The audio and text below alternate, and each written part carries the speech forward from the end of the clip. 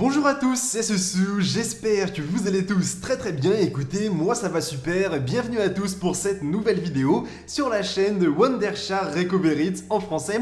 Et aujourd'hui, j'ai l'immense plaisir de vous retrouver pour un nouveau tuto qui va consister à déverrouiller l'identifiant Apple de votre appareil iOS, donc ça peut être un iPhone comme un iPad, d'une extrême simplicité en l'espace de quelques minutes. J'espère évidemment que ça vous plaira et que ça vous sera surtout aussi d'une très grande utilité. Maintenant, on commence tout de suite ce nouveau tuto. Allez, c'est parti! Désormais, me voici pour la partie un petit peu plus pratique de la vidéo et avant de commencer quoi que ce soit, vous aurez besoin d'un logiciel qui se nomme Dr Phone. Le lien pour l'obtenir sera bien entendu et comme d'habitude dans la description de la vidéo. Et sachez aussi qu'il fonctionne à la fois sur Windows et sur Mac, ce qui est quand même quelque chose de plutôt intéressant. Désormais les amis, lorsque vous aurez bien Dr Phone sur votre PC, au lancement, vous allez constater exactement comme moi que vous aurez de très nombreuses possibilités avec votre téléphone. Ça peut être aussi bien sur Android et sur iOS.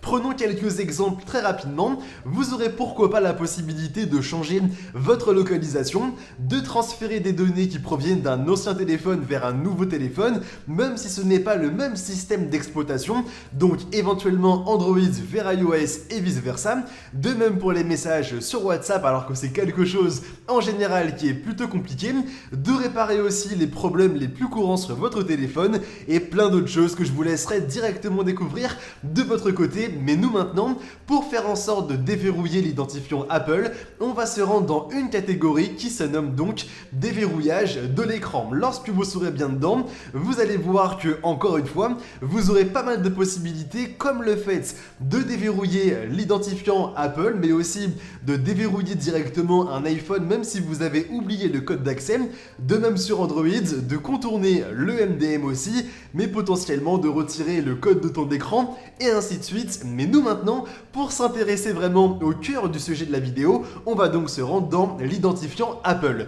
Lorsque vous serez bien dedans, vous allez devoir cette fois-ci connecter à l'aide d'un câble USB votre appareil iOS, donc un iPhone ou un iPad directement au PC.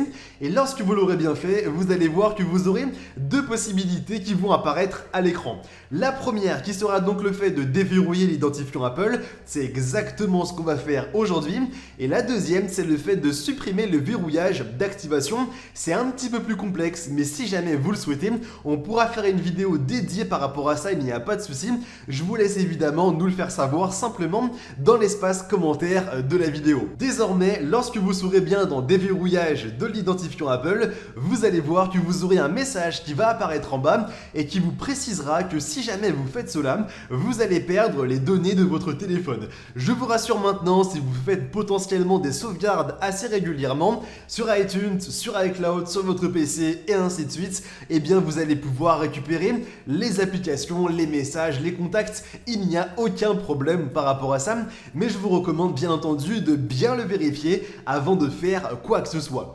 Maintenant que vous l'aurez bien fait, il vous suffira de cliquer sur commencer et déverrouiller et par la suite vous aurez des chargements qui vont apparaître à l'écran, mais de même aussi sur votre téléphone. Ça prendra à peu près une bonne dizaine de minutes au maximum, normalement pas plus, et lorsque tous les chargements seront bien terminés, vous aurez la possibilité de reconfigurer les paramètres de base de votre iPhone. Donc ça peut être pourquoi pas le fait de remettre un code de déverrouillage de votre appareil, mais aussi de remettre un identifiant Apple ou de tout simplement pas en mettre du tout, mais aussi les différents paramètres que vous connaissez comme le mode sombre et ainsi de suite, Siri, le wallet, etc.